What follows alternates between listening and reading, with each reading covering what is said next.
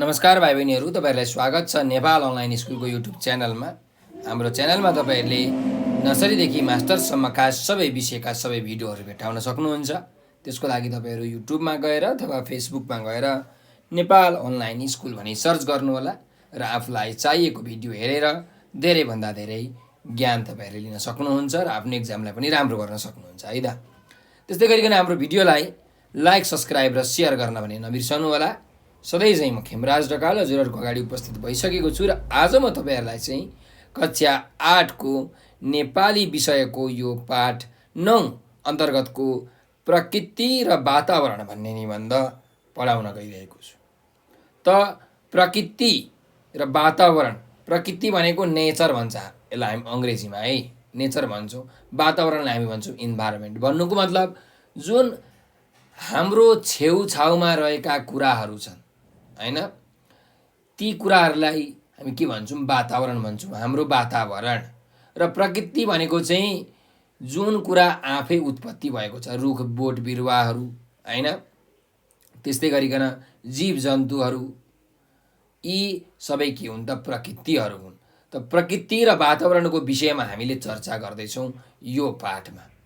त प्रकृति र वातावरणको के विशेषता छ त, के महत्त्व छ त, यो कुरा हामी यहाँ छलफल गर्छौँ। त्यसो भए अब सुरु गरौँ हाम्रो यो पाठ प्रकृति र वातावरण। मानिस प्रकृतिको उपज हो। प्रकृति व्यक्ति वा वस्तुको विशेषता हो।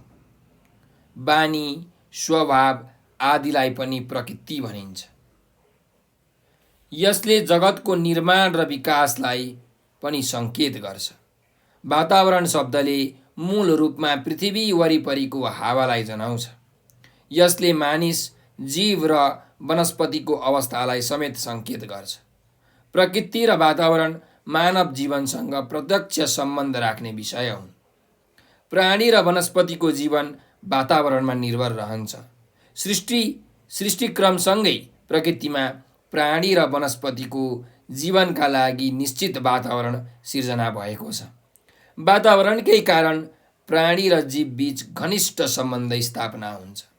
विश्वमा रहेका जीवहरूमध्ये मानिस सर्वश्रेष्ठ प्राणी हो। मानिसले प्रकृतिलाई बिगार्न र जोगाउन पनि सक्छ। वनस्पति र अन्य जीवले प्रकृति संरक्षण गर्न सक्दैनन्। प्राकृतिक सन्तुलन कायम गर्न भने जीव र वनस्पति दुवैको भूमिका हुन्छ। सबै प्राणी र वनस्पति निश्चित पारिस्थितिक प्रणालीभित्र रहेका हुन्छन्। प्रकृतिको यस सन्तुलित अवस्थाभित्र जीव र वनस्पतिको अस्तित्व सुरक्षित हुन्छ। पारिस्थितिक प्रणाली खलबलियो भने प्राकृतिक अवस्था असन्तुलित हुन्छ। यसबाट वनस्पति लोप हुने र जीवले अनेकौं सङ्कट झेल्नु पर्ने हुन्छ। प्राकृतिक सम्पदालाई जोगाइराखेमा वातावरण संरक्षण हुन्छ। वन जङ्गल, नदी, हिमाल, पहाड, खनिज आदिलाई सन्तुलित ढङ्गले उपयोग गर्नुपर्छ। वातावरण संरक्षणको यो कार्य मानिसले मात्र गर्न सक्छ। मानिसले आफ्नो सुविधाका लागि प्राकृतिक स्रोतको उपयोग गर्छ। प्राकृतिक स्रोतको उपयोग गर्दा विवेक पुर्याउनुपर्छ। मानिसका अविवेकी क्रियाकलापले प्राकृतिक स्रोतमा विकृति आउँछ। प्राकृतिक वातावरण विकृत भयो भने विसङ्गति देखा पर्छ। हामीले भूक्षय, बाढी, पहिरो, अतिवृष्टि, अनावृष्टि जस्तो समस्या भोग्नुपर्छ। रुख बिरुवा मासिन्छन्। जीवहरूको जीवन सङ्कटग्रस्त हुन्छ। प्राकृतिक सौन्दर्य नासिन्छ। खाद्यान्न, फलफुल, तरकारीको उत्पादन कम हुन्छ। मौसममा परिवर्तन आउँछ। बाली नालीको उत्पादन समय परिवर्तन हुन्छ। नदीहरू सुक्न थाल्छन्। हिमालहरू पग्लन थाल्छन्। यसको प्रतिफल मानिस स्वयं सङ्कटमा पर्छ। यसर्थ वातावरण प्रतिकूल हुन नदिन र प्रकृति स्वच्छ राख्न मानिसले नै प्रयत्न गर्नुपर्छ। मानिस बुद्धिले बाँच्छ। मानिससँग सोच्ने मस्तिष्क र काम गर्ने हात छन्। मस्तिष्कले सुन्दर प्रकृतिको कल्पना गर्नुपर्छ। मानवीय क्रियाकलाप वातावरणको रक्षामा केन्द्रित हुनुपर्छ। वैज्ञानिक चमत्कार र मानवीय उन्नतिभित्र प्रकृतिको विनाश समेटिनु हुँदैन। प्राकृतिक स्रोतको परिचालन गर्दा आफ्नै खुट्टामा बन्चरो हान्नु हुँदैन। मानिस कल्पनाशील प्राणी पनि हो। उसले विकास, उन्नति, आविष्कार, रचना, सिर्जनाका रूपमा कल्पनालाई साकार गर्छ। कल्पना साकार पार्ने र उद्देश्य पूर्ति गर्ने क्रममा प्रकृतिको विनाश गर्नु हुँदैन। मानवीय क्रियाकलाप वातावरण प्रतिकूल भए मानिस सङ्कटको भुमरीमा फस्छ। जीवन सरल बनाउन मानिसले उद्योग धन्दा स्थापना गर्छ र कल कारखाना चलाउँछ। यसले वातावरणमा रहेको हावा, पानी र जमिन प्रदूषित बनाउँछ। ठुलो आवाज निकाल्ने मिसिन, यातायात र सञ्चारका साधनहरू सञ्चालनले ध्वनि प्रदूषण गराउँछन्। यस्तै कृषि कार्यमा विषादी प्रयोग गर्नाले खानेकुरामा अखाद्य रसायन मिसिन्छ। रासायनिक मलको अधिक र अव्यवस्थित प्रयोगले प्राङ्गारिक उत्पादनमा कमी आउँछ। यी सबैले वातावरण प्रतिकूल बनाउँछन्। दूषित हावा र पानीको प्रयोगले विभिन्न रोग निम्तिन्छन्। जमिन प्रदूषित भए उब्जनी घट्छ। जङ्गल विनाश भयो भने सुक्खा, खडेरी लगायत अनेकौँ समस्या देखिन्छन्। पानीका स्रोत सुक्न थाल्छन्। वन्यजन्तुको वासस्थान विनाश हुन्छ। उद्योगबाट निस्कने धुवाँ र विषालु ग्यासले वातावरणमा हानिकारक ग्यासको वृद्धि भएको छ। सूर्यबाट आउने हानिकारक किरण रोक्ने वातावरणको ओजन तह पातलिँदैछ। परिणामस्वरूप वनस्पति र जीव लोप हुने, प्राकृतिक विपत्ति आउने, अम्ल वर्षा हुने क्रम बढ्छ। साथै अनेकौँ रोग देखा पर्ने, खाद्यान्न र पानीको अभाव हुने जस्ता सङ्कट देखिएका छन्। पृथ्वीको तापक्रम बढ्न थालेको छ। यी सबैको कारक मानिस हो। मानिसले मात्र प्रकृतिलाई अनुकूल बनाई वातावरण रक्षा गर्न सक्छ। सन्तुलित वातावरणको उत्प्रेरक पनि मानिस नै हो। पृथ्वीमा अनेकौँ प्राकृतिक सम्पदा छन्। पृथ्वीमा प्राप्त सम्पदा सबैका लागि आवश्यक पर्छन्। तिनको विवेकपूर्ण प्रयोग गर्नुपर्छ। प्राकृतिक स्रोत र साधन भविष्यका लागि पनि जोगाउनुपर्छ। पृथ्वी सबैको साझा घर हो। पृथ्वीका स्रोत र साधनको पनि समानुपातिक प्रयोग गर्नुपर्छ। प्राकृतिक स्रोतको उपयोगले प्रकृतिलाई कुरूप बनाउनु हुँदैन। घाँस, बाँस र कपासको प्रयत्नले वातावरण खलबलिनु हुँदैन। मानिसलाई वनस्पति चाहिन्छ। वनस्पति मानिसले जोगाउन सक्छ। वनस्पतिको उपयोग गर्न साथ उसले नयाँ बिरुवा लगाउनुपर्छ। घर र विद्यालय वरिपरि बिरुवा रोप्नुपर्छ। नाङ्गा डाँडा हरिया बनाउनुपर्छ। अझ सके प्रत्येक व्यक्तिले प्रत्येक जन्मदिनमा रुख रोपेर शुभकामना साट्ने संस्कार विकास गर्नुपर्छ। रुख बिरुवाको सञ्चय गर्नुपर्छ। पानी जीवनदायिनी स्रोत हो। पानीका स्रोतको सुरक्षा गरी प्रदूषण हुनबाट रोक्नुपर्छ। जमिनमा प्राङ्गारिक मल बिउको प्रयोग बढाउनुपर्छ। बढी उत्पादन लिने नाममा जमिनलाई विषादीको भण्डार बनाउनु हुँदैन। सास फेर्न चाहिने हावालाई दूषित बनाउनु हुँदैन। जीव जन्तुको अवैध शिकार र चोरी निकासी अन्त्य गर्नुपर्छ। वन फडानी र वन पदार्थ तस्करीको अन्त्य गर्नुपर्छ। प्राण बचाउने जडीबुटीको सहयोग गर्नुपर्छ। बाटोघाटो, पुलपुलेसा, भवन निर्माण गर्दा वातावरणीय सन्तुलनलाई प्राथमिकता दिनुपर्छ। यी सबै कार्यका लागि मानवीय सोच, क्रियाकलाप र व्यवहारलाई शुद्धिकरण गर्नुपर्छ। मानिसको स्वच्छ विचारले सुन्दर प्रकृति निर्माण गर्न सक्छ। विवेकशील व्यवहारले सन्तुलित वातावरण सिर्जना गर्न सक्छ। सह अस्तित्व र भातृत्व भावले विश्वको मुहार हँसाउन सक्छ। जनसङ्ख्या वृद्धि, अव्यवस्थित सहरीकरण र प्राकृतिक स्रोतको स्वार्थपूर्ण प्रयोगले प्रकृति र वातावरण दुवैको विनाश गर्छ। वातावरण स्वच्छ नभए मानिस अस्वस्थ हुन्छ। मानिसको राम्रो सोच, स्वास्थ्य र सन्तुष्टिका लागि वातावरण स्वच्छ हुनुपर्छ। सुन्दर प्रकृतिले स्वस्थ विचार जन्माउँछ। प्रकृतिमा सङ्कट आए मानिसको मन र मस्तिष्क स्वस्थ हुँदैन। वातावरण विनाश भए मानिसको अस्तित्व सङ्कटमा पर्छ। यसबाट बच्न हामी सबै सचेत बन्नुपर्छ। कञ्चन प्रकृति र वातावरणका लागि जनस्तरमा चेतना फैलाउनुपर्छ। प्रकृति, वातावरण र मानिस बीचको सम्बन्धलाई बचाइराख्नुपर्छ। असल विचार र सत् प्रयत्नले प्रकृति र वातावरण सुन्दर बनाउनुपर्छ भनेर यो पाठ सकिएको छ। त भाइ बहिनीहरू, हामीले यो पाठबाट के कुरा थाहा पायौँ त भन्दा प्रकृति भनेको के हो, वातावरण भनेको के हो, यस विषयमा हामीले यहाँ थाहा पायौँ। त प्रकृति भनेको के हो त भन्दा हरेक व्यक्तिको अथवा हरेक वस्तुको एउटा के हो त विशेषता हो। कुनै पनि मानिसको बानी, मानिसको स्वभावलाई मान्छेको प्रकृति भनिन्छ। जनावरको स्वभाव, जनावरको बानीलाई जनावरको प्रकृति भनिन्छ।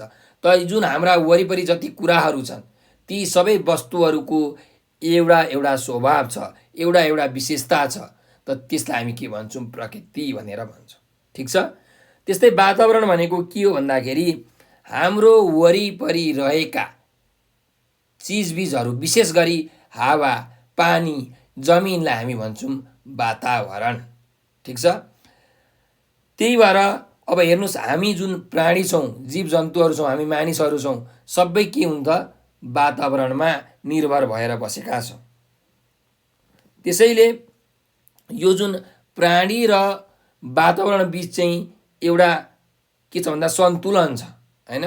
अब हेर्नुहोस्, वनस्पतिहरू उम्रिन्छन्, मान्छेहरूले वनस्पतिहरूको उपयोग गर्छन्, हो कि होइन? चाहिँ बोटबिरुवाहरू उमार्छन्, मान्छेले खान्छन्, यसरी मानिस बाँच्छ। मानिसहरू भएपछि बोटबिरुवा पनि बच्छन्, बोटबिरुवा भएपछि मानिस पनि बाँच्छन्, यसरी निर्भर छन् क्या। त्यसैले अब यो जुन सृष्टि छ, जुन जगत छ, जुन प्रकृति छ, यसमा विभिन्न प्रकारका जीवजन्तुहरू, विभिन्न प्रकारका वनस्पतिहरू छन्। त यिनीहरू सबैको संरक्षण गर्नुपर्छ। मानिस एक चेतनशील प्राणी हो, चेतना भएको प्राणी हो। के कुरा गर्नुपर्छ, के कुरा गर्नु हुँदैन भन्ने कुराको ज्ञान मान्छेको मन मस्तिष्कमा जहिले पनि हुन्छ। त्यही भएर जुन प्रकृतिमा भएका स्रोतहरू छन् तिनीहरूलाई चाहिँ हामीले राम्रो तरिकाले आफ्नो बुद्धि विवेकको प्रयोग गरेर उपयोग गर्नुपर्छ। जस्तो हेर्नुहोस्, मान्छेले जे कुरा पाउँछ यही पृथ्वीबाट त पाउँछ, बाहिर अरू ग्रहबाट पाउने होइन। त मान्छेले कुनै एउटा किताब बनायो भने पनि यो पृथ्वीकै सामान प्रयोग गरेर बनायो। मान्छेले कुनै एउटा ल्यापटप बनायो भने यही पृथ्वीको सामान प्रयोग गरेर त बनाएको हो, चन्द्रमाको सामान प्रयोग गरेर त बनाएको होइन, हो कि होइन? कुनै एउटा तेल बनायो भने पनि यही पृथ्वीकै चाहिँ कुराहरूलाई प्रयोग गरेर उसले तेल निकालेको त हो कि होइन? त जुन हाम्रो वासस्थान छ, हाम्रो पृथ्वी छ, पृथ्वीका वातावरणमा रहेका जुन वस्तुहरू छन् तिनीहरूलाई चाहिँ हामीले सदुपयोग गर्नु पर्यो, राम्रो तरिकाले उपयोग गर्नु पर्यो, दुरुपयोग गर्नु भएन, नराम्रो काममा प्रयोग गर्नु भएन। यो कुरा हामीले चाहिँ यो पाठबाट सिक्न सक्छौँ। त हेर्नुहोस्, अहिले यो हाम्रो विश्वमा धेरै धेरै यो फ्याक्ट्रीहरू खुलेको छ, यो उद्योग धन्दाहरू खुलेको छ। त यो उद्योगबाट हेर्नुहोस् त एकदमै दूषित हावा निक्लिन्छ कि निक्लिँदैन? यसले गर्दाखेरि हाम्रो हावा एकदमै प्रदूषित हुन्छ। त्यही हावाबाट हामी सास फेर्छौँ, हो कि होइन? त एकदमै सास फेर्दाखेरि हामीलाई गाह्रो हुन्छ, हामी बिरामी पर्छौँ। त्यस्तै जीवजन्तुहरू पनि त बिरामी पर्छन् त्यो हावाले, पर्छन् कि पर्दैनन्? उनीहरू पनि हामी जस्तै त जीव हुन्, मान्छे जस्तै त हुन् अरू जीवजन्तुहरू पनि। त यसरी वातावरण अथवा भनौँ हावा प्रदूषण भइरहेको छ। त्यस्तै ती उद्योग धन्दाबाट निस्केका जुन तरल पदार्थका फोहोरहरू छन् तिनीहरूलाई हामी पानीमा मिसाउँछौँ। पानीमा मिसाइन्छ क्या, त्यो पानीका स्रोतहरूमा, नदीमा, खोलामा, तालहरूमा मिसाइन्छ। त्यसले गर्दाखेरि चाहिँ के हुन्छ त? पानीको मुहान, पानीको स्रोत पनि प्रदूषित हुन्छ। त्यो पानीमा कति माछाहरू बस्छन्, पानीमा कति जीवजन्तुहरू बस्छन्, तिनीहरू मर्छन्। भनेको मतलब हाम्रो वातावरण के हुन्छ त? हाम्रो प्रकृति के हुन्छ त? असन्तुलन हुन्छ। कुरा बुझ्नुभयो? त पानी प्रदूषित भयो भने हेर्नुहोस् त, हामी जुन पानी खान्छौँ त्यो पनि प्रदूषण भयो भने हामीले के खाने? हामी जुन पानीले नुहाउँछौँ, जुन पानीले लुगा धुन्छौँ, त्यो पानीमा पुरै ब्याक्टेरियाहरू छ, एकदम रोग लाग्ने कीटाणुहरू छ भने हामीले कसरी लुगा धुने, कसरी नुहाउने, कसरी पानी खाने? त यो पानीको स्रोत जुन प्रदूषण भइरहेको छ यसलाई पनि हामीले जोगाउनुपर्छ, बचाउनुपर्छ। कसरी बचाउने भन्दाखेरि अब उद्योग धन्दाको जुन पानीका फोहोरहरू छन् हैन, जुन तरल पदार्थहरू निक्लिन्छन् त्यसलाई चाहिँ सुरुमा व्यवस्था गर्ने, कसरी त्यो पानीलाई फोहोर पानीलाई राम्रो बनाउन सकिन्छ। विभिन्न विज्ञानका वैज्ञानिक तरिकाहरू छन्, त्यो पानीलाई स्वच्छ बनाएर मात्रै नदीमा फ्याल्ने हो। त्यस्तै हावा जुन निक्लिन्छ, धुवाँ जुन निक्लिन्छ चाहिँ यो उद्योगबाट, त्यो धुवाँलाई पनि हामीले के गर्न सक्छौँ त चाहिँ कन्ट्रोल गर्न सक्छौँ हैन। एकदम हाम्रो विज्ञान र प्रविधिको प्रयोग गरेर त्यो धुवाँलाई चाहिँ हानिकारक धुवाँ नबनाउने विभिन्न उपायहरू छन्, ती उपायहरूको चाहिँ हामीले प्रयोग गर्नुपर्ने हुन्छ। अब हेर्नुहोस्, त्यो हावाले गर्दाखेरि के भइरहेको छ भन्दा पृथ्वीको जुन बाहिरी सतह छ त्यसमा चाहिँ यो ओजोन तह छ, ओजोन लेयर छ, जसले के गर्छ भन्दाखेरि जुन सूर्यबाट प्रकाश आउँछ युभी रे भनेर भन्छौँ है हामी त्यसलाई, अल्ट्रा भायोलेट रे, त्यो एकदम हानिकारक चाहिँ किरण हो, एकदम हानिकारक हुन्छ। मान्छेको शरीरमा पऱ्यो भने मान्छेको शरीर नै जलाइदिन्छ। त जुन यो पृथ्वीमा भएको एउटा ओजोन तह छ त्यसले के गर्छ भन्दाखेरि त्यो सूर्यबाट आएको विकिरणलाई, हानिकारक किरणलाई के गरिदिन्छ त आफूले सोच्छ है।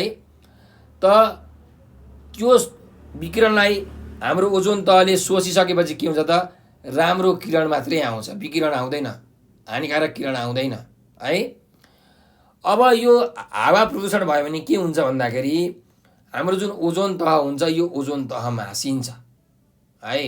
ओजोन तह पातलिँदै जान्छ, पातलो हुँदै जान्छ, सानो सानो हुँदै जान्छ र यसले सूर्यको विकिरणलाई सोच्न सक्दैन अनि हामी चाहिँ सूर्यको किरणबाट बिरामी पर्न थाल्छौँ। विभिन्न प्रकारका क्यान्सर जस्ता चाहिँ रोगहरू हामीलाई लाग्न थाल्छन् है। त्यही भएर हामीले यो वातावरणलाई के गर्नुपर्छ त संरक्षण गर्नुपर्छ। त्यस्तै गरिकन जुन जमिन हुन्छ, जमिन भनेको हेर्नुहोस् त पृथ्वीको जुन जमिन छ त्यहाँबाट फलेका फलहरू, त्यहाँबाट उब्जेका अन्नहरू खाएर हामी बाँचेका छौँ, मानिसहरू बाँचेका छन्, अन्य जीवजन्तुहरू पनि त्यही वनस्पतिहरू खाएर त बाँचेका छन्। जस्तो एउटा हरिणले के खान्छ त त्यही घाँसहरू खान्छ हो। अब एउटा बाघले के खान्छ त बाघले खान्छ हरिणलाई, हरिणले के खान्छ त हरिणले खान्छ वनस्पतिलाई। त बाघले वनस्पति खायो कि खाएन? खायो। यदि वनस्पति नभएको भए हरिण हुँदैन थियो, हरिण नभएको भए बाघ पनि हुँदैन थियो, बाघ पनि मर्थ्यो, हो कि होइन?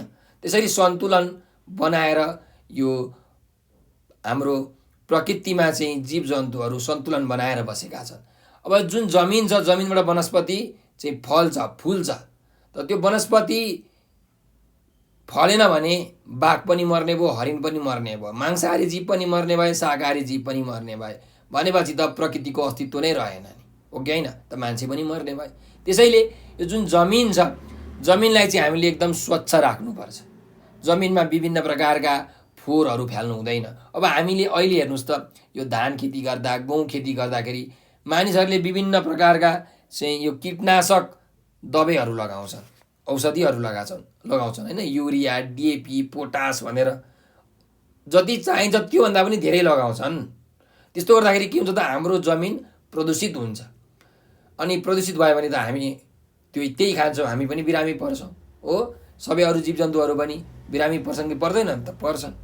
त्यसैले जमिनमा चाहिँ जुन हामी औषधिहरू हाल्छौँ, मलहरू हाल्छौँ, त्यो चाहिँ के गर्नुपर्छ त प्राङ्गारिक मलहरू, घरमै गोबरबाट बनाएका जुन मलहरू हुन्छन् हो त्यस्ता मलहरू चाहिँ हामीले हाल्नुपर्ने हुन्छ। जमिनलाई पनि हामीले एकदमै स्वच्छ राख्नुपर्ने हुन्छ। त्यस्तै गरिकन मानिसहरूले हेर्नुहोस् त जीवजन्तुहरूलाई मारेर चाहिँ तिनीहरूको व्यापार बिजनेस गर्छन्। हात्तीलाई मारेर हात्तीको चाहिँ यो दारा बेच्ने काम गर्छन्, गैँडाको चाहिँ सिङ, खुर, छाला बेच्ने गर्छन् मारेर। त्यस्तो गर्नुहुन्छ त? त्यस्तो गर्नु हुँदैन। त्यस्तो गर्यो भने अहिले नेपालमा गैँडाको सङ्ख्या पनि घट्दैछ, बाघको सङ्ख्या पनि घट्दैछ, हात्तीको सङ्ख्या पनि घट्दैछ। त यस्तो भयो भने प्रकृति अथवा वातावरण के हुन्छ त असन्तुलन हुन्छ। असन्तुलन भयो भने चाहिँ यो प्राणीहरूलाई बाँच्न एकदमै धौधौ पर्छ, गाह्रो हुन्छ। त यो प्रकृतिलाई सन्तुलन कसले बनाउने हो? बाघले बनाउने हो, हरिणले बनाउने हो, एक प्रकारले भन्ने हो नि हो। तर विशेष गरी कसले बनाउने हो त? मान्छेले बनाउने हो। किनकि मान्छे विवेकशील प्राणी हो, बुद्धि भएको प्राणी हो, चेतनशील प्राणी हो। के गर्नुपर्छ, के गर्नु हुँदैन, के गर्नु पर्दैन भन्ने कुरा मानिसले छुट्याउन सक्छ। बाघले कुकुरले बिरालोले त छुट्याउन सक्दैन। त प्रकृतिलाई कसरी सन्तुलनमा राख्ने भन्ने कुरा मान्छेलाई थाहा छ। त्यसैले हामीले चाहिँ प्रकृतिलाई सन्तुलनमा राख्नको लागि वायु प्रदूषण गर्नु भएन, चाहिँ जल प्रदूषण गर्नु भएन, पानीका स्रोतहरूमा फोहोरहरू फाल्नु भएन, हो कि होइन? त्यस्तै यो अनावश्यक चाहिँ कीटनाशक औषधिहरू मलहरू चाहिँ हामीले आफ्नो जमिनमा फाल्नु भएन, छर्नु भएन, हो कि होइन? चाहिँ वन जङ्गल फडानी गर्नु भएन। अब अहिले सहरीकरणको नाममा गाउँहरू चाहिँ सहर बन्दैछन्, त्यहाँ भएका जङ्गलहरू सब फडानी भइसके। पहिले हाम्रो देश नेपालमा कति जङ्गल थियो, अहिले जङ्गलको मात्रा एकदमै घटेको छ, वनस्पतिहरू नै छैनन्। त यसरी वनस्पतिहरू रुख बिरुवाहरू काट्यो भने के हुन्छ त भन्दा भूक्षय हुन्छ, होइन? जमिनको माटो बग्न थाल्छ, पहिरो जान थाल्छ, खडेरी लाग्छ, पानी नै पर्दैन, उब्जाउ नै हुँदैन। त मान्छेहरू भोकमरीले मर्छन् कि मर्दैनन्? अफ्रिकामा चाहिँ मान्छेहरू खान नपाएर भोकै मरेका छन्। नेपालमा पनि त्यस्तो दिन नआउला भन्न सकिन्न। त्यसैले हामीले चाहिँ हाम्रो वातावरणको संरक्षण गर्नुपर्छ, बोट बिरुवाको संरक्षण गर्नुपर्दछ। यो जीव जन्तुको अवैध शिकार र चोरी निकासीलाई हामीले अन्त्य गर्नुपर्दछ। अनि यो बाटोहरू बनाउँदाखेरि, पुलहरू बनाउँदाखेरि, घरहरू बनाउँदाखेरि, उद्योगहरू खोल्दाखेरि चाहिँ वातावरणको सन्तुलनलाई पहिलो प्राथमिकतामा राख्नुपर्छ, सबैभन्दा सुरुमा, है? अब यो सबै काम गर्नको लागि के गर्नु पर्यो त? मान्छेले आफ्नो पहिला सोचलाई, आफ्नो विचारलाई, आफूले गर्ने कामलाई, आफ्ना क्रियाकलापहरूलाई, आफ्नो व्यवहारलाई चाहिँ शुद्धिकरण गर्नुपर्छ, शुद्ध बनाउनुपर्छ। के कस्तो सोच राख्नुपर्छ त? यो मेरो वातावरण हो, म बस्ने वातावरण हो, म जस्ता विभिन्न जीवजन्तुहरू बस्ने वातावरण हो, म जस्ता विभिन्न मानिसहरू बस्ने वातावरण हो। त्यसैले मैले यो वातावरणलाई स्वच्छ राख्नुपर्छ। मैले मेरो वातावरणलाई, आफ्नो वरपर भएको वातावरणलाई कसरी स्वच्छ राख्न सक्छु त? त्यसको विषयमा सोच्नु पर्दछ, विचार गर्नु पर्दछ, अरूलाई पनि त्यस्तै कुरा सिकाउनु पर्दछ। एक थुकी सुकी 100 थुकी नदी भने जस्तै एकजनाको प्रयत्नले अलिकति मात्रै काम होला, तर 100 जनाले, 200 जनाले, 1000 जनाले चाहिँ राम्रो काम गरे भने पक्कै पनि हाम्रो वातावरण सन्तुलन हुन्छ। स्वच्छ वातावरणमा हामी बाँच्न पाउँछौँ, हामी निरोगी हुन्छौँ, स्वस्थ हुन्छौँ भन्ने यो शिक्षा हामी यस पाठबाट पाउँछौँ। ल, अब यस पाठको चाहिँ शब्द अर्थतिर हामी हेरौँ है त। ल, पहिलो शब्द छ उपज। उपज भनेको के हो त भन्दा उत्पन्न हुने कुनै वस्तु अथवा भावना वा विचारलाई हामी भन्छौँ उपज, है? भावना, विचार उत्पन्न हुने कुनै वस्तु भनेको चाहिँ उपज हो। अर्को छ जगत। जगत भनेको यो संसार, होइन? युनिभर्स भन्छौँ हामी अङ्ग्रेजीमा। जगत भनेको संसार, वर्ल्ड, होइन? अर्को छ वनस्पति भनेर भनेको छ। वनस्पति भनेको के हो त भन्दा रुखहरू, होइन? प्राय जसो फुल नफुलिकन फल लाग्ने रुखहरू हुन् वनस्पति, है? प्राय भन्नुपर्दाखेरि चाहिँ फुल नफुलिकन फल लाग्ने रुखहरूलाई वनस्पति भन्छौँ, अथवा बोट बिरुवाहरूलाई हामी वनस्पति भन्छौँ। अर्को छ निर्भर भनेको छ। निर्भर भनेको अङ्ग्रेजीमा भन्छन् डिपेन्डेन्ट, है? भनेको अरूमा आश्रित भएको, अरूको भरोसामा बाँचेको, अरूको भरोसामा रहेकोलाई हामी भन्छौँ निर्भर। त्यस्तै घनिष्ठ। घनिष्ठ भनेको एकदमै मिल्ने, एकदमै नजिकको, ज्यादै नजिककोलाई हामी भन्छौँ घनिष्ठ। अर्को जाउँ संरक्षण भनेको छ। संरक्षण भनेको के हो त?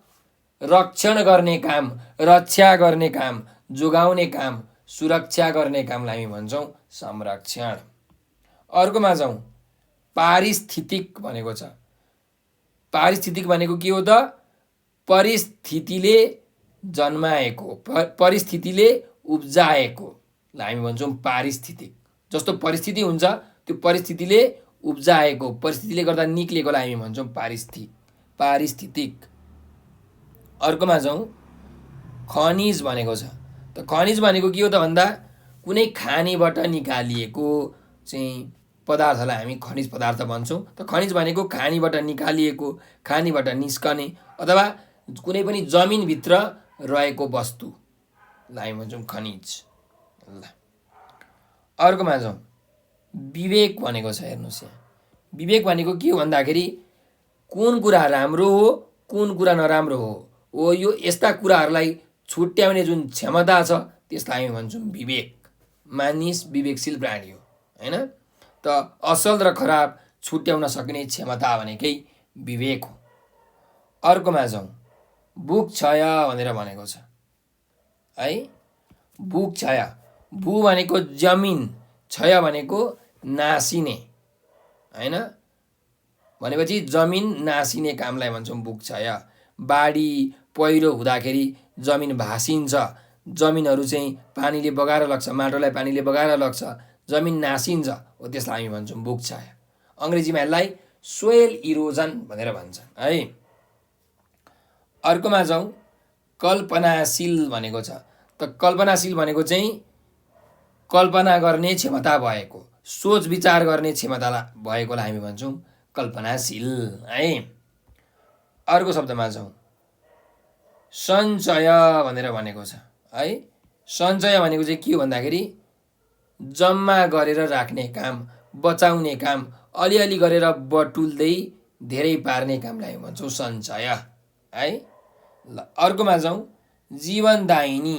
जीवनदायिनी भनेको जीवन दिनेलाई हामी भन्छौँ जीवनदायिनी। जीवनका लागि 90 नहुने, जीवन दिनेलाई जीवनदायिनी भन्छौँ। अर्को हेरौँ। तस्करी भनेको छ। तस्करी भनेको चाहिँ लुकेर गरिने अवैध व्यापार, होइन? अवैध भनेको चाहिँ कानुन बमोजिम नभएकोलाई हामी अवैध भन्छौँ। त लुकेर गरिने अवैध जुन व्यापार, बिजनेस, व्यवसाय छ त्यसलाई हामी भन्छौँ तस्करी। अर्को जाउँ। कञ्चन भनेको छ। कञ्चन भनेको चाहिँ एकदमै निर्मल, सफा, स्वच्छ भनेको चाहिँ कञ्चन हो। त्यस्तै अर्को सत् प्रयत्न। सत् प्लस प्रयत्न, सत् प्रयत्न। सत् भनेको राम्रो, प्रयत्न भनेको प्रयास अथवा कोसिस। त राम्रो प्रयत्न, असल प्रयास, असल कोसिसलाई हामी भन्छौँ सत् प्रयत्न। ठिक छ? ल अब यो पाठको अभ्यासतिर हामी हेरौँ। यहाँ अभ्यासमा हेर्नुहोस्, 1 नम्बरको अभ्यास छ। कक्षामा माथिको पाठ आलो पालो गरी पढ भनेको छ। त यो पाठ हामीले पालै पालो पढ्नुपर्ने हुन्छ है। तपाईँहरूले, अब मैले त यो पाठ पढिसकेँ, तपाईँहरूले सुन्नु भइसकेको छ। तपाईँहरूले पनि यो पाठ एकदम पालैसँग पढ्नु होला, आफ्नो शिक्षकलाई सुनाउनु होला, आफ्नो साथीभाइहरूलाई पनि सुनाउनु होला है त। अब अर्को अभ्यासमा जाउँ। हेर्नुहोस्, 2 नम्बरको अभ्यास छ उत्तर भन भनेर। अब हामीलाई यहाँ प्रश्नहरू सोधिएको छ। अब यो चाहिँ एकदमै छोटो चाहिँ यसको उत्तर लेख्नुपर्ने हुन्छ। त हेरौँ के कस्ता प्रश्नहरू छन्। क नम्बरमा छ के गरेमा वातावरणको संरक्षण हुन्छ भनेर भनेको छ। त के गर्दाखेरि प्राकृतिक सम्पदालाई जोगाइराखेमा वातावरणको संरक्षण हुन्छ, होइन? ल अर्को जाउँ। मानिस कस्तो अवस्थामा सङ्कटको भुमरीमा फस्छ भनेर भनेको छ। त कस्तो अवस्थामा चाहिँ अविवेकको ढङ्गले प्राकृतिक स्रोतको उपयोग तथा दुरुपयोग गर्दा मानिस सङ्कटको भुमरीमा फस्छ है। ल अर्को जाउँ। मानिसले कुन रूपमा कल्पनालाई साकार पार्छ भनेको छ। त मानिसले कुन रूपमा आफ्नो कल्पनालाई साकार पार्छ त भन्दा मानिसले विकास, उन्नति, आविष्कार, रचना, सिर्जनाको रूपमा कल्पनालाई साकार पार्छ है। मानिसले विकास, उन्नति, आविष्कार, रचना, सिर्जनाको रूपमा कल्पनालाई साकार पार्छ। अर्कोमा जाउँ।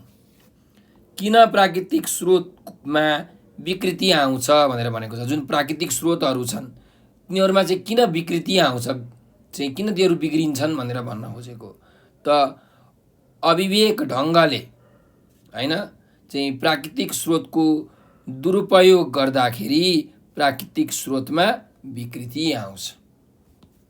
अर्को जाउँ। वातावरण शब्दले मूल रूपमा केलाई जनाउँछ त वातावरण शब्दले मूल रूपमा पृथ्वी वरिपरिको हावा, पानी, जमिन, वनस्पति आदिलाई जनाउँछ भनेर हामीले यसको उत्तर लेख्न सक्छौँ। अर्को प्रश्नमा जाउँ। कुन कुन कुरालाई सन्तुलित ढङ्गले उपयोग गर्नुपर्छ भनेको छ। त कुन कुन ढङ्गलाई भन्दा वन जङ्गल, नदी नाला, हिमाल, पहाड, खनिज आदिलाई सन्तुलित ढङ्गले उपयोग गर्नुपर्छ। ठिक छ। अर्कोमा जाउँ। मानवीय क्रियाकलाप केमा केन्द्रित हुनुपर्छ भनेको छ। त मानवीय क्रियाकलाप वातावरणको संरक्षणमा केन्द्रित हुनुपर्छ है। ल अर्को प्रश्नमा जाउँ। मानिसले वातावरणको रक्षा कसरी गर्न सक्छ भनेको छ। त कसरी गर्न सक्छ? प्राकृतिक स्रोतको सही तरिकाले लामो समयसम्मको लागि सोचेर प्रयोग गरी वातावरणको रक्षा गर्न सक्छ। के अरे? प्राकृतिक स्रोतको सही तरिकाले लामो समयसम्म हुने गरी प्रयोग गरेर वातावरणको रक्षा गर्न सक्छ। ल अर्कोमा जाउँ। वातावरण विनाश भए के हुन्छ भनेको छ। त वातावरण विनाश भए मानिसको अस्तित्व सङ्कटमा पर्छ। भूक्षय जस्ता चाहिँ यो कार्यहरू हैन चाहिँ पृथ्वीमा हुन्छन् भनेर पनि तपाईँले लेख्न सक्नुहुन्छ। त वातावरण विनाश भए मानिसको अस्तित्व सङ्कटमा पर्छ र भूक्षय जस्ता प्राकृतिक विपत्तिहरू आइपर्छन् है। यसरी लेख्न सक्नुहुन्छ। ल अब अर्को प्रश्नमा जाउँ। अर्को अभ्यासमा जाउँ। 3 नम्बरको अभ्यास छ उपयुक्त शब्द राखेर खाली ठाउँ भर भनेको छ। अब हामीलाई यहाँ वाक्यहरू दिएको छ र त्यसमा खाली ठाउँहरू छन्। अब हामीले चाहिँ यहाँ मिल्दो शब्द चाहिँ पाठबाट खोजेर यहाँ लेख्नुपर्ने हुन्छ। यो खाली ठाउँ भर्नुपर्ने हुन्छ। त हेरौँ। क नम्बरको वाक्य छ प्राणी र वनस्पतिको जीवन ड्यासमा निर्भर रहन्छ। त केमा निर्भर रहन्छ? पाठमा हामीले पढिसकेका छौँ। वातावरणमा निर्भर रहन्छ। तपाईँले लेख्नुहोस् प्राणी र वनस्पतिको जीवन वातावरणमा निर्भर रहन्छ। ल अर्कोमा जाउँ। सह अस्तित्व ड्यास भावले विश्वको मुहार हँसाउन सक्छ भनेर भनेको छ। सह अस्तित्व र के हुन्छ त भातृत्व भावले विश्वको मुहार हँसाउन सक्छ। यसरी लेख्नु पर्यो। भातृत्व भनेको चाहिँ भाइ भाइको भाव हुनु पर्यो है। यो मेरो भाइ हो, मैले यसको राम्रो गर्नुपर्छ भन्ने जुन भाव हुन्छ त्यसलाई भातृत्व भाव भनिन्छ। त सह अस्तित्व र भातृत्व भावले विश्वको मुहार हँसाउन सक्छ। यसरी लेख्नु पर्यो। अर्कोमा जाउँ। जमिन दूषित भए ड्यास घट्छ। के घट्छ? उब्जनी घट्छ हैन। हामीले चाहिए जति उब्जाउ गर्न सक्दैनौँ। त जमिन दूषित भए उब्जनी घट्छ। हामीले जुन खाने कुराहरू छन् वनस्पतिहरू हामी लगाउँछौँ तिनीहरूको उब्जनी चाहिँ घट्छ। अर्कोमा जाउँ। प्राकृतिक सम्पदालाई जोगाइराखेमा ड्यास संरक्षण हुन्छ। के संरक्षण हुन्छ त? हाम्रो वातावरण संरक्षण हुन्छ। त्यही भएर प्राकृतिक सम्पदालाई जोगाइराखेमा वातावरण संरक्षण हुन्छ। तपाईँले यहाँ प्रकृति र वातावरण पनि लेख्न सक्नुहुन्छ है त। अर्कोमा जाउँ। रुख बिरुवाको ड्यास गर्नुपर्छ। रुख बिरुवाको के गर्नुपर्छ त?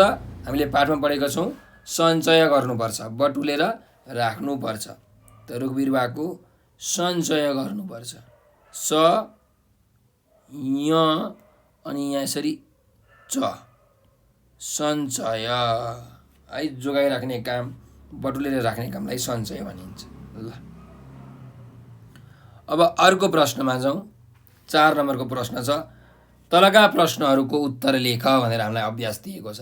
त यहाँ जुन प्रश्नहरू छन् ती प्रश्नहरूको तपाईँले उत्तर लेख्नु पर्यो। 2 लाइन, 3 लाइन, 4 लाइन, 5 लाइन चाहिँ 5 लाइनसम्म तपाईँहरूले यसको उत्तर लेख्न सक्नुहुन्छ है त। ल हेर्नुहोस्।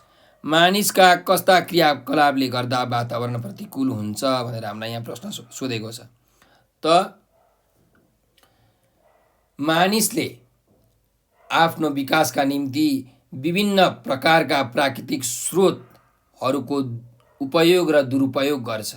आफ्नो जीवनशैलीलाई सजिलो बनाउन विभिन्न प्रकारका उद्योग धन्दा व्यवसायहरूको सञ्चालन गर्छ। गाडीहरू बनाउँछ। यसले गर्दाखेरि हाम्रो वातावरण प्रदूषित हुन्छ। त्यसैले अविवेक ढङ्गले प्राकृतिक स्रोतको उपयोग अथवा दुरुपयोग गर्दा मानिस सङ्कटको भुमरीमा फस्छ र वातावरण प्रतिकूल हुन्छ भनेर हामीले यसको उत्तर लेख्न सक्छौँ। ल अर्को प्रश्नमा जाउँ। वातावरण प्रतिकूल हुँदै जाँदा अहिले के सङ्कटहरू देखिएका छन् भनेको छ। त प्रतिकूल भनेको चाहिँ नराम्रो असर भन्न खोजेको।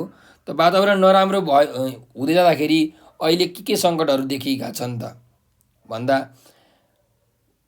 बुद्धि नपुर्याई हामीले प्राकृतिक स्रोतको उपयोग गऱ्यौँ भने अथवा दुरुपयोग गऱ्यौँ भने हामी सङ्कटको भुमरीमा फस्छौँ हो। अनि वातावरण पनि एकदमै नराम्रो हुन्छ। वातावरण प्रतिकूल हुँदै गयो भने जल प्रदूषण, वायु प्रदूषण, ध्वनि प्रदूषण, जमिन प्रदूषण बढ्छन्।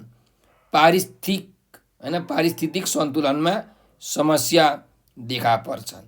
यी नै अहिले देखिएका सङ्कटहरू हुन् भनेर हामीले लेख्न सक्छौँ है। ल अर्को जाउँ। हामीले सन्तुलित वातावरणको सिर्जना गर्नमा के कुरामा ध्यान दिनुपर्छ भनेर भनेको छ। त के कुरामा ध्यान दिनुपर्छ त सन्तुलित वातावरणको सिर्जना गर्न भन्दा, हामीले सन्तुलित वातावरणको सिर्जना गर्न मानिसहरूमा वातावरणको संरक्षण गर्नुपर्छ भन्ने चेतना जगाउनुपर्छ, जनचेतना फैलाउनुपर्छ।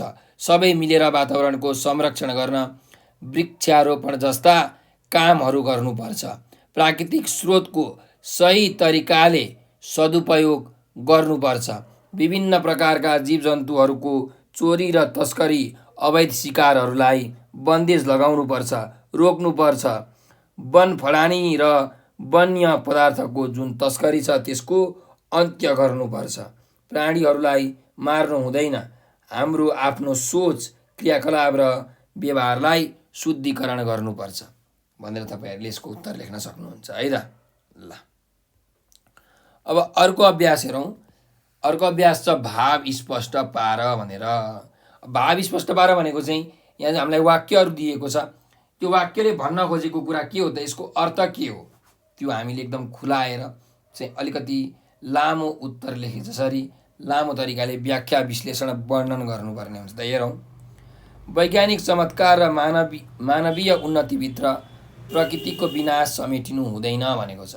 जुन वैज्ञानिक चमत्कारहरू छन् र मानवका उन्नतिका लागि जस्ता कार्यहरू भएका छन् हो, ती कार्यहरूले चाहिँ प्रकृतिको विनाश गर्नु हुँदैन भनेर भनेको है त। त यसलाई कसरी व्याख्या गर्न सकिन्छ भन्दाखेरि यसरी हेर्नुहोस्। मानिसले ढुङ्गे युगदेखि अहिलेसम्म आउँदा विभिन्न प्रकारका वैज्ञानिक उपकरणहरूको प्रयोग गरेको छ। वैज्ञानिक चमत्कारहरू भएका छन्। कहिले पनि वैज्ञानिक चमत्कारले प्रकृतिको विनाश गर्नु हुँदैन। विज्ञानको चमत्कार र मान्छेका उन्नतिको सार प्रकृतिभित्रै रहेको छ। हामीले यही पृथ्वीबाट निस्केका जुन तत्त्वहरू छन् तिनीहरूलाई सही ढङ्गले उपयोग गर्नुपर्छ। विज्ञानले अहिले एकपछि अर्को चमत्कार गर्दै गइरहेको छ। त कस्तो चमत्कार हेर्नुहोस्। गाडी विज्ञानले बनायो, बत्ती पनि सबै विज्ञानले बनायो। तर यी सबै कुराहरू जुन मान्छेहरूलाई सजिलो बनाउने कुराहरू छन्, यी सबै कसरी बनेका हुन् त पृथ्वीमा रहेका तत्त्वहरूलाई, वस्तुहरूलाई प्रयोग गरेर बनेका हुन्। त यी वस्तुहरूको सदुपयोग हुनुपर्छ।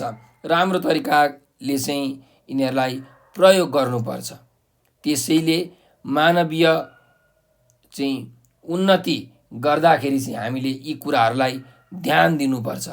आज मानव जीवनलाई सहज, सुविधायुक्त बनाउन छिटो छरितो बनाउन वैज्ञानिक चमत्कारहरू भइरहेका छन्। बढ्दो जनसङ्ख्या, अव्यवस्थित संरचना, जथाभावी प्राकृतिक स्रोत साधनको प्रयोग दुरुपयोग आदिले गर्दा प्रकृतिको विनाश हुँदै गइरहेको छ। सबैले दीर्घकालीन सोच बनाएर आफ्नो प्रकृतिको विनाशलाई रोक्नुपर्छ, संरक्षण गर्नुपर्छ। हामी सबैले आफ्नो सोच, क्रियाकलाप र व्यवहारलाई शुद्धिकरण गर्नुपर्छ।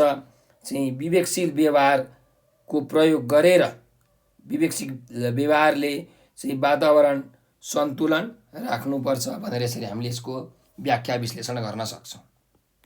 अर्को वाक्यमा जाउँ। मानिसको राम्रो सोच स्वास्थ्य र सन्तुष्टिका लागि वातावरण स्वच्छ हुनुपर्छ भनेर हामीलाई यहाँ भनेको छ। त जुन यदि हाम्रो वातावरण स्वच्छ भयो भने चाहिँ मान्छेहरूको सोच, मान्छेहरूको स्वास्थ्य र मान्छेहरूको सन्तुष्टि पनि राम्रो हुन्छ। उनीहरूले सन्तोष गर्न सक्छन्, राम्रो सोच विचार आउँछ वातावरण स्वच्छ भयो भने भन्ने कुरा यहाँ भनेको छ।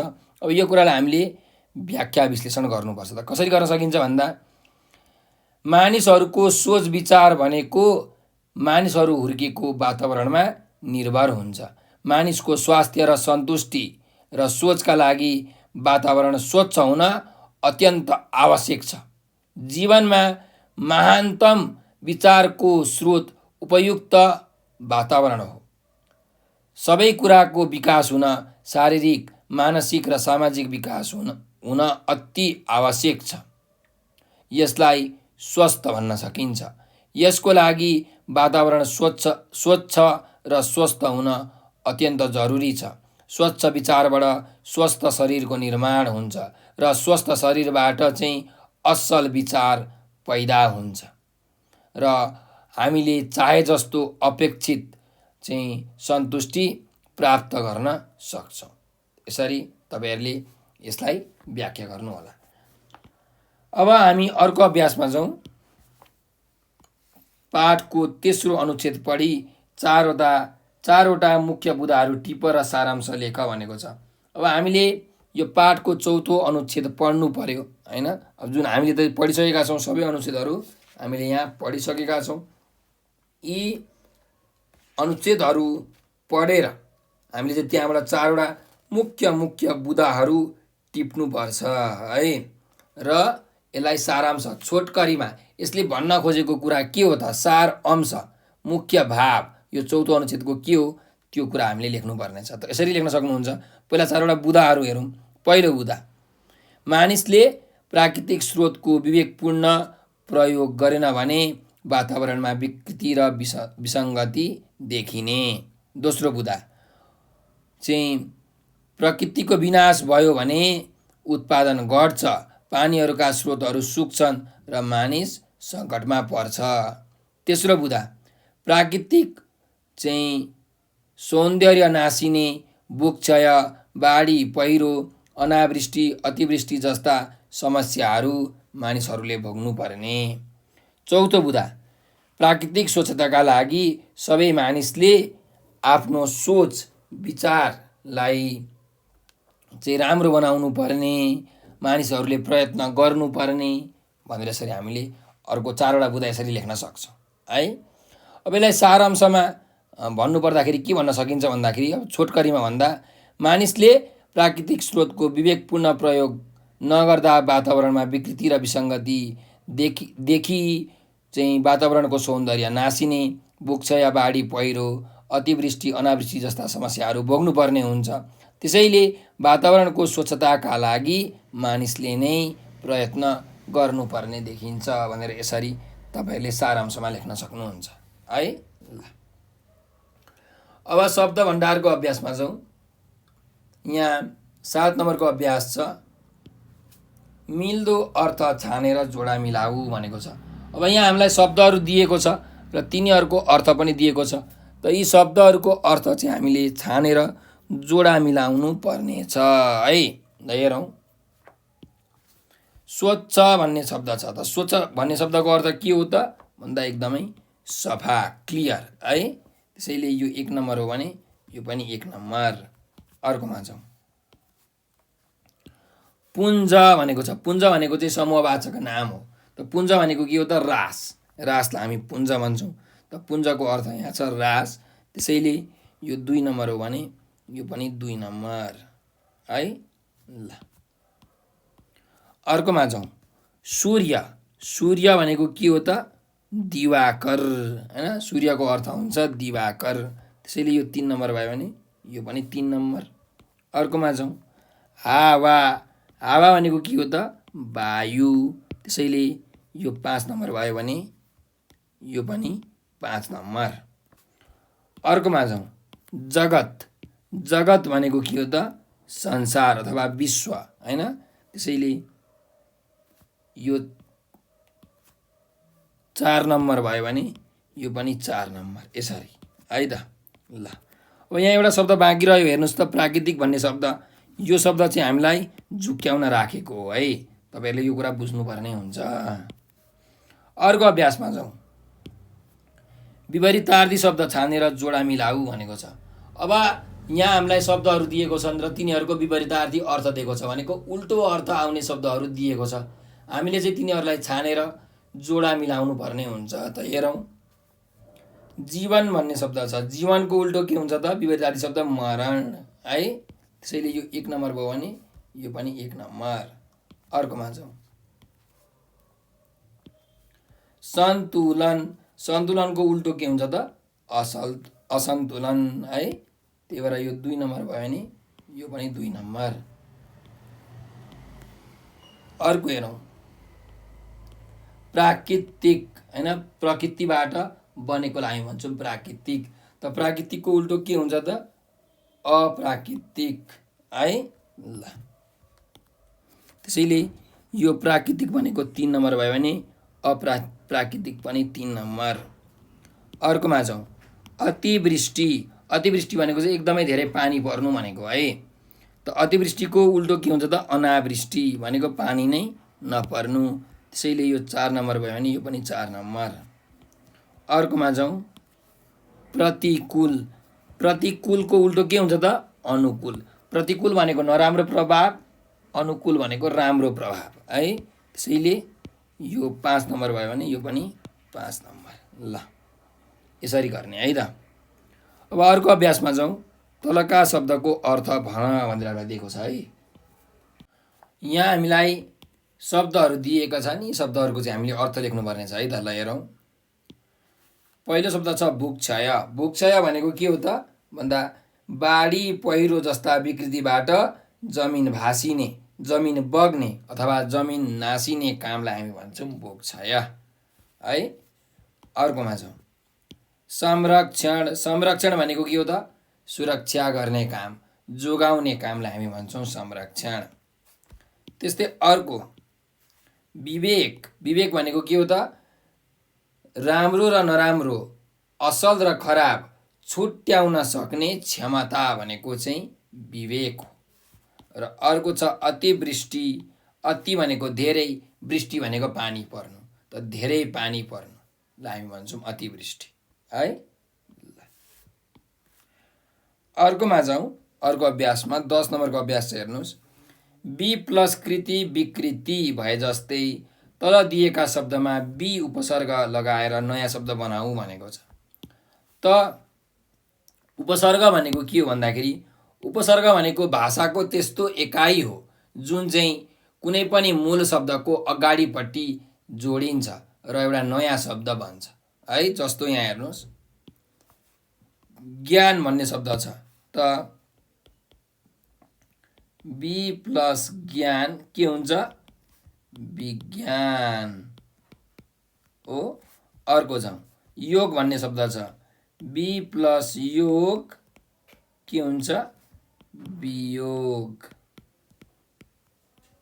अर्को 4, बी प्लस 4 विचार है। ल हेर्नुहोस्।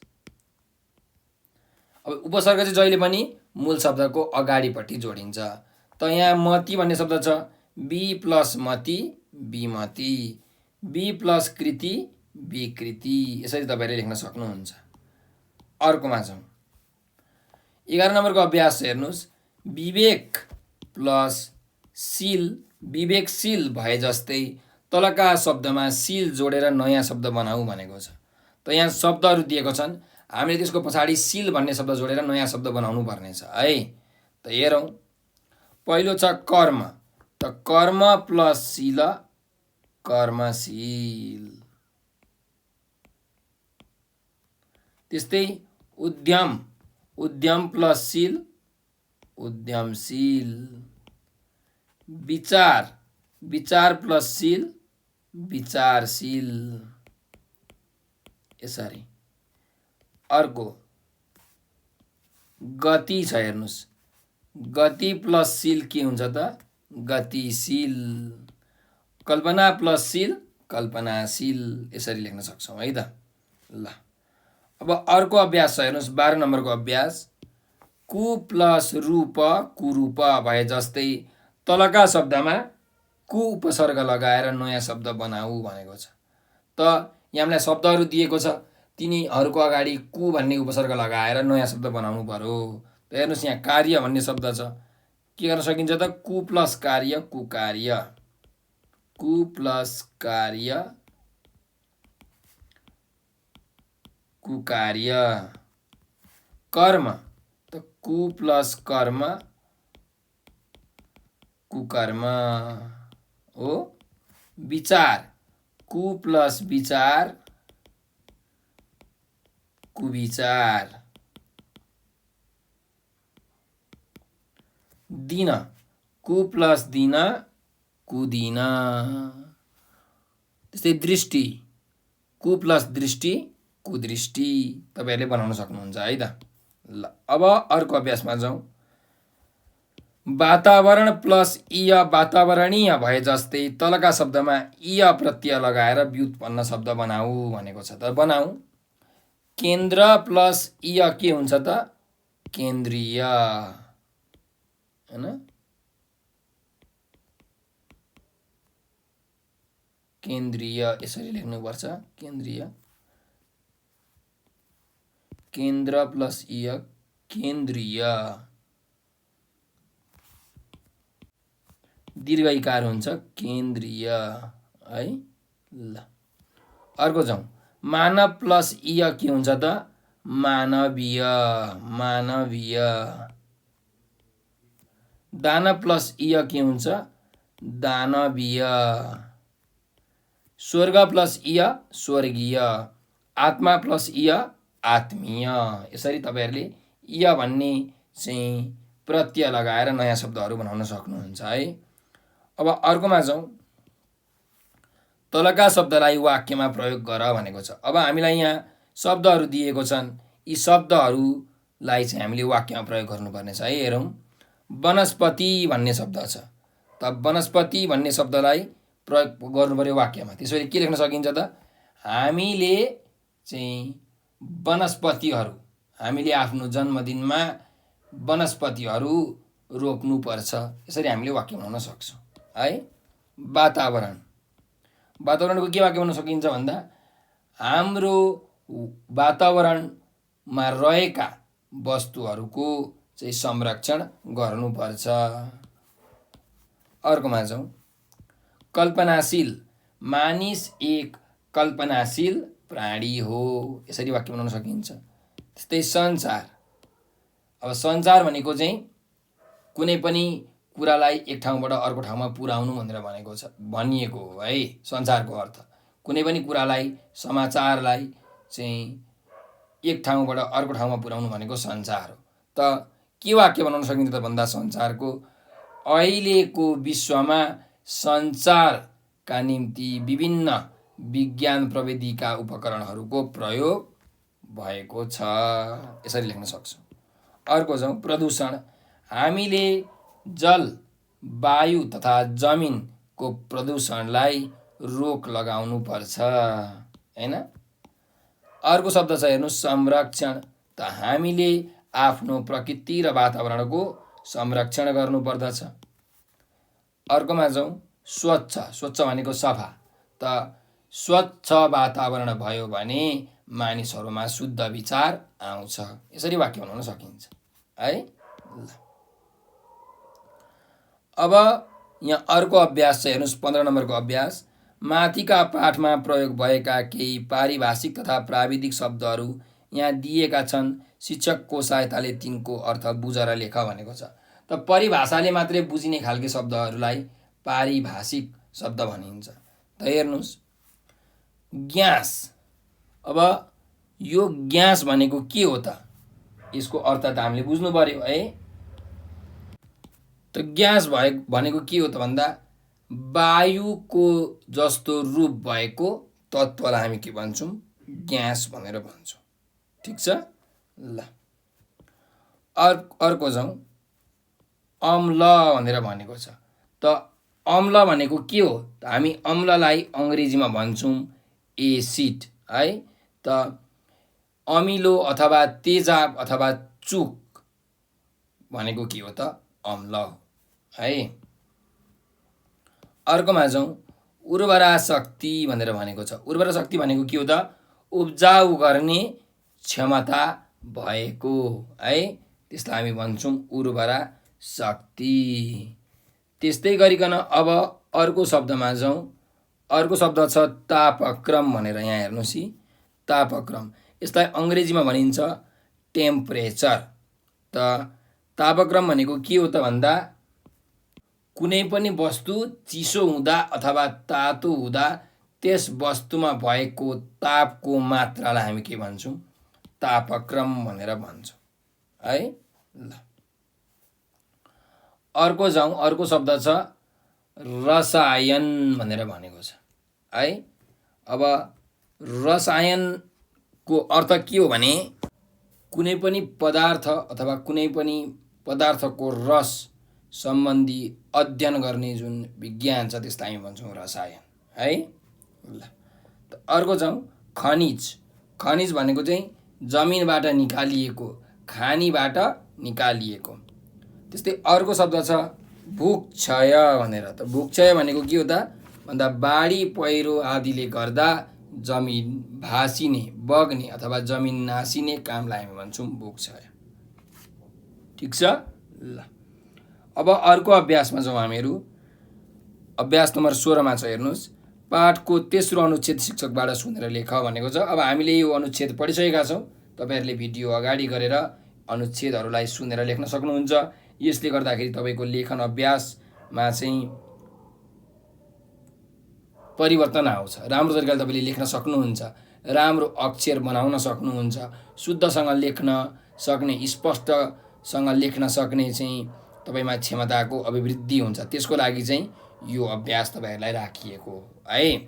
अब अर्को अभ्यासमा जाउँ। तल दिएका शब्द समूहबाट शुद्ध शब्द छानेर लेख भनेर भनेको छ। अब यहाँ हामीलाई शब्दहरू दिएका छन्, यीमध्ये शुद्ध कुन हुन् त हामीले यहाँ हेर्नुपर्ने छ है त। ल हेरौँ। भूक्षय, भूक्षयमा कुन सही हो भन्दा हेर्नुहोस्, भू चाहिँ दीर्घ भएको अनि क्ष भएको भूक्षय, यो सुरुको सही हो। त्यस्तै घनिष्ठ, घनिष्ठ चाहिँ यो पेट चिरेको स भएको घनिष्ठ चाहिँ सही हो। त्यस्तै अवस्था, अवस्था कुन हो त, व भएको अवस्था होइन, व र थ भएको। अर्को अविवेकी, त बोल्दाखेरि चाहिँ अविवेकी, लेख्दाखेरि के लेख्छौँ, अविवेकी लेख्छौँ, त्यही भएर यो ठिक हो है। त्यस्तै अर्कोमा जाउँ, कल्पनाशील। त कल्पनाशीलमा कुन हुन्छ भन्दा यो मोटो स भएको र दीर्घ इकार भएको, यो पहिलो कल्पनाशील चाहिँ सही हो है। अब अर्को अभ्यासमा जाउँ। चाहिँ पाठ पढी तालिकामा उल्लेख भएका वर्णहरूको प्रयोग भएका 5-5वटा शब्द भर भनेको छ। अब यहाँ प्रयोग भएको स प्रयोग भएको, न र अण प्रयोग भएको, उ प्रयोग भएको, ब र व प्रयोग भएको शब्दहरू हामीले पाठबाट खोजेर लेख्न सक्छौँ है। ल हेरौँ। यहाँ हामीलाई विभिन्न शब्दहरू दिएका छन्। अब हामीले य, अण होइन, स, न, उ, ब, व यस्ता शब्दहरू हामीले लेख्नुपर्ने छ। त हेरौँ। त अब व्य, हेर्नुहोस् त यहीँ व प्रयोग भएको व्यक्ति। त्यस्तै वस्तु, विशेषता, स प्रयोग पनि भएको छ यसमा हो। बानी, न प्रयोग भएको, ब पनि प्रयोग भएको, स्वभाव है। त्यस्तै निर्माण, अण प्रयोग भएको है, 3 दर्के अण प्रयोग भएको। त्यस्तै विकास, व प्रयोग भएको। वातावरण शब्द हो कि होइन। त्यस्तै मानिस न प्रयोग भएको, जीव व प्रयोग भएको, वनस्पति व प्रयोग भएको, यस्ता विभिन्न प्रकारका शब्दहरू हामीले यहाँ चाहिँ हेर्न सक्छौँ। जस्तो सम्बन्ध ब प्रयोग भएको, जीवन ब प्रयोग भएको। त्यस्तै गरिकन विषय हेर्नुहोस् ब पनि प्रयोग भएको छ, स पनि प्रयोग भएको छ। प्राणी 3 दर्के अण प्रयोग भएको, वनस्पति ब पनि प्रयोग भएको, न पनि प्रयोग भएको। प्राणी 3 दर्के अण प्रयोग भएको। कारण 3 दर्के अण प्रयोग भएको। वातावरण ब पनि छ अनि 3 दर्के अण पनि छ हो। त जीव यहाँ पनि सही। घनिष्ठ स प्रयोग भएको, पेट चिरेको छ। स्थापना पातलो स प्रयोग भएको। सम्बन्ध पातलो स पनि छ, ब पनि छ, न पनि छ। सर्वश्रेष्ठ ब प्रयोग भएको अनि स पनि प्रयोग भएको। बिगार्न ब प्रयोग भएको। संरक्षण 3 दर्के अण प्रयोग भएको। पारिस्थितिक स प्रयोग भएको हो कि होइन। प्रणाली अण प्रयोग भएको। यस्ता विभिन्न शब्दहरू चाहिँ हामीले यस पाठबाट खोजेर लेख्न सक्छौँ है त। तपाईँहरूले यो सबै चाहिँ शब्दहरू यहाँ टिपोट गर्नुहोला, लेख्नुहोला। अब अर्को अभ्यासमा जाउँ हामी। पाठको 19 नम्बरको अभ्यास। पाठको अन्तिम अनुच्छेदमा स्वच्छ, अस्वस्थ जस्ता आधा अक्षर भएका शब्दहरू प्रयोग भएका छन्। तिमीले यस्तै आधा अक्षर प्रयोग भएका अरू 5 वटा शब्दहरू खोजेर लेख भनेको छ। त जुन आधा अक्षरहरू प्रयोग भएका शब्दहरू चाहिँ हामीले खोजेर लेख्नु पर्यो है। ल हेरौँ के छन् त आधा अक्षर प्रयोग भएका। जस्तो रोक्नु पर्छ, हेर्नुहोस् आदि क छ हो। प्राङ्गारिक आदि ङ छ हो कि होइन। भण्डार आदि अण छ होइन, 3 दर्के अण चाहिँ आदि छ। त्यस्तै जीव जन्तु आदि न छ। अन्त्य आदि न आदि त।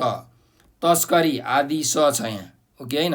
यसरी तपाईँहरूले यो पाठबाट चाहिँ मजाले खोजेर लेख्न सक्नुहुन्छ। अरू पनि हेरौँ न त के छन् त। स्वच्छ हेर्नुहोस् आदि स आदि छ, दुईटै छ। सन्तुलित यो पनि आदि न छ। व्यवहार आदि ब छ। अस्तित्व आदि त छ। भातृत्व आदि त छ हो कि होइन। यसरी हामीहरूले लेख्न सक्छौँ। तपाईँहरूले पनि यी शब्दहरू चाहिँ त्यो तलको अभ्यासमा लेख्नुहोला र आफ्नो शिक्षकलाई देखाउनुहोला। ल त हाम्रो जुन यो बोधको अभ्यास छ र शब्द भण्डारको अभ्यास छ यो सकिसकेको छ।